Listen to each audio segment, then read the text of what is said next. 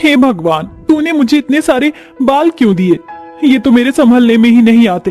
काश मेरे थोड़े कम बाल होते। एक काम कीजिए, आप मेरे बाल काट दीजिए। अरे भगवान, इतने खूबसूरत बाल हैं तुम्हारे, और उसके बाद भगवान को कोस रही हो। कटवा कर भी क्या ही कर लोगी तुम?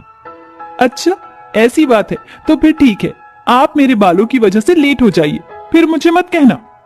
बाला और नगमा दोनों के ही बाल बहुत अच्छे थे, जिसके बाद वह पार्टी में पहुंच जाते हैं, जहां बाला के सभी दोस्त और नगमा के सभी दोस्त उनके बालों की तारीफ करने लगते हैं। अरे वाह नगमा, तुम्हारे बाल तो बहुत खूबसूरत है। इतने खूबसूरत बालों का ध्यान रखने के लिए तुम क्या करती हो? अरे ये तो नेचुरल ही खूबसूरत है, मैं इनके लिए कुछ भी नहीं करती हूँ। भला ऐसे कैसे हो सकता है? इतनी खूबसूरत और घने लंबे बालों के लिए तुम कुछ भी नहीं करती हो? अरे हाँ हाँ, सच में मैं कुछ भी नहीं करती हूँ। तभी केशव बाला से कहता है, अरे बाला भाई, जरा मेरे बाल तो देख, उम्र से पहले ही झड़ते जा रहे हैं। अगर ऐसे ही बाल झड़ते रहे तो पता नहीं एक दिन में टकला ना हो जाऊं। मुझे बता, मैं अपने बालों के लिए क्या करूं? अरे मेरे पास एक बहुत ही अच्छा नुस्खा है, अगर तू उसे इस्तेमाल करेगा तो तेरे बाल कभी नहीं झड़ेंगे। तू कुछ मत कर, तू बस सांड का तेल लगाना शुरू कर दे। बाला की ये बात सुनते ही केशव हंसने लगता है और कहता है, अरे भैया, ये सब हमसे ना हो पाएगा। पार्टी में एंजॉय करने के बाद नगमा और बाला दोनों वापस घर आ जाते हैं, जिसके बाद नगमा रात को सोने के लिए जाती है। सोने से पहले वह अपना फोन चलाने लगती है, जिसमें उसे बालों की शाइनिंग और लंबे करने के लिए कुछ प्रोडक्ट नजर आते हैं। अरे वाह, ये तो बहुत अच्छे प्रोडक्ट हैं, क्यों ना मैं भी इन्हें इस्तेमाल कर लूं, जिससे मेरे बाल लंबे भी हो जाएंगे और घने भी हो जाएंगे, ऊपर से शाइनिंग भी करेंगे। नगमा उन सभी प्रोडक्ट को ऑर्डर कर देती है, जिसके बाद 2 से 3 दिन में उसका ऑर्डर भी आ जाता है। नगमा अपने साथ साथ अपने पति बाला को भी वह प्रोडक्ट यूज करने के लिए कहती है, जिसके बाद दोनों पति पत्नी के बाल 1 से 2 दिन तक तो अच्छे खासे रहते हैं, लेकिन धीरे धीरे उनके बाल झड़ने शुरू हो जाते हैं। हे भगवान, ये सब क्या हो रहा है? हमारे इतने लंबे घने बाल अचानक से झड़ने क्यों लगे?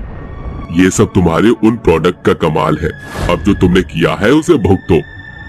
कुछ दिनों में नगमा और बाला के बाल सारे झड़ जाते हैं और वह बिल्कुल गंजे हो जाते हैं, जिसके बाद मोहल्ले में सभी लोग उन्हें चिढ़ाने लगते हैं। एक दिन नगमा बाजार से सब्जी खरीदने के लिए जा रही होती है। अरे वो देखो, नगमा जा रही है, जरा उसका गंजा टकला तो देखो, ऐसा लग रहा है जैसे करवा चौथ का चांद नजर आ गया हो।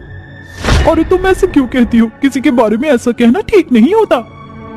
अरे अरे, सही तो कहती हूँ, अब टकली गंजी औरत है तो उसे टकली गंजी औरत ही कहा जाएगा, इसमें कौन सी बड़ी बात है। अपने बारे में नगमा ऐसा सुनती है तो उसे बहुत दुख होता है, जिसके बाद वह अपने लिए एक विग खरीद कर लाती है और अपने पति से कहती है, सब लोग मुझे गंजी गंजी कहकर चिढ़ाते हैं, आज से मैं इस विग को पहनूंगी। अरे ऐसा तो हो नहीं था, तुम्हारे चक्कर में अब मुझे भी लोग टकला टकला कहकर चढ़ाते हैं, लेकिन नकली विग पहनने से लोग और भी बेइज्जती करेंगे। तभी उनके घर के बाहर से बाला का दोस्त मुकेश जोर जोर से चिल्लाकर कहता है, अरे टकले, जल्दी से बाहर निकल, चल बाहर घूमने चलते हैं। बाला खिड़की के अंदर से झांक कर अपने दोस्त मुकेश से कहता है, अबे जा जा, तेरा बाप टकला। बाला के ऐसा कहते ही उसका दोस्त मुकेश जोर जोर से हंसने लगता है, जिसके बाद वह कहता है, अरे यार, अब तू टकला है तो टकला ही कहूंगा, अब जितनी जल्दी हो सके उतनी जल्दी आ जा, नहीं तो मैं चला जाऊंगा। बाला अपने दोस्त मुकेश के साथ घूमने चला जाता है, जिसके बाद मुकेश और बाला दोनों कार में बैठे होते हैं।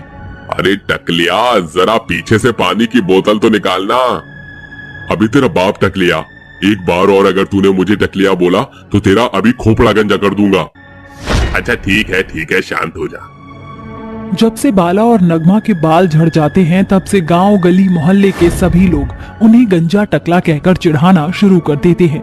ऐसे ही धीरे धीरे कुछ समय बीत जाता है और कुछ समय बाद नगमा और बाला को 2 बच्चे होते हैं और वह दोनों भी पैदाइशी टकले होते हैं। देखते ही देखते अब वह बड़े हो जाते हैं और स्कूल जाने लगते हैं।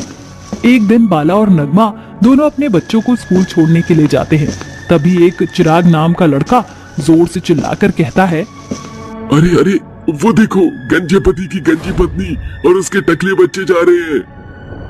तेरी जात का पैदा मारू, रुक, तेरी हिम्मत कैसे हुई हमें टकला बोलने की, अभी बताता हूँ तुझे। टकला होने की वजह से बाला उस बच्चे के पीछे उसे मारने के लिए भागने लगता है, जिसके बाद रोहित और अंजलि अपने पिता बाला से कहते हैं, अरे पिताजी रुक जाइए। अरे पिताजी, टकला बोलने से क्या फर्क पड़ता है, ये तो लोगों की सोच है।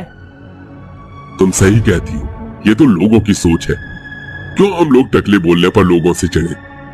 देखिए, अब हम लोग एक काम करेंगे, हम चारों अपने सर के लिए विग बनवा लेंगे और उसे पहना करेंगे। सुझाव वैसे बुरा नहीं है, मैं आज ही हम चारों के लिए विग ऑर्डर कर देता हूँ। बाला अपनी पत्नी और अपने बच्चों के लिए विग ऑर्डर कर देता है, जिसके बाद वह चारों विग लगाकर घूमने लगते हैं, लेकिन फिर भी लोग उनका मजाक उड़ाते हैं। जिसके बाद एक दिन बाला एक न्यूज़पेपर में अमेरिकन डॉक्टर के बारे में पढ़ता है। लगता है ये डॉक्टर काफी अच्छे हैं, एक बार मुझे इन डॉक्टर से मिल लेना चाहिए। बाला अपनी पत्नी नगमा और अपने दोनों बच्चों को लेकर अमेरिका पहुंच जाता है, जहां वह अमेरिकन डॉक्टर से अपना चेकअप करवाता है। जिसके बाद अमेरिकन डॉक्टर बाला से कहते हैं, देखिए, ये सब आपके एक फंगल इन्फेक्शन की वजह से हो रहा है। इसके लिए आपको कुछ ट्रीटमेंट लेने होंगे। उस इन्फेक्शन की वजह से ही आपके बच्चे के भी बाल नहीं आए हैं, लेकिन अगर आपका ट्रीटमेंट पूरा हो जाता है तो समय के साथ साथ आप सभी के बाल आ जाएंगे। ये सुनते ही बाला बहुत खुश होता है, जिसके बाद वह अपने बच्चों के साथ साथ अपनी पत्नी और अपना भी ट्रीटमेंट करवाता है। उनका ट्रीटमेंट लगभग 6 महीने तक चलता रहता है, जिसके बाद धीरे धीरे बाला और नगमा और उसके दोनों बच्चों के बाल आने शुरू हो जाते हैं। आखिरकार हमारे बाल आने शुरू हो ही गए। डॉक्टर आपका बहुत बहुत शुक्रिया। अरे इसमें शुक्रिया करने की क्या बात है, ये तो हमारा फर्ज है। बाला अपने बच्चों और अपनी पत्नी के साथ वापस इंडिया आ जाता है, जिसके बाद लोग उनका मजाक उड़ाना बंद कर देते हैं। अब उनके सर पर बाल आ जाते हैं और वह अपनी जिंदगी में खुशी खुशी जीने लगते हैं।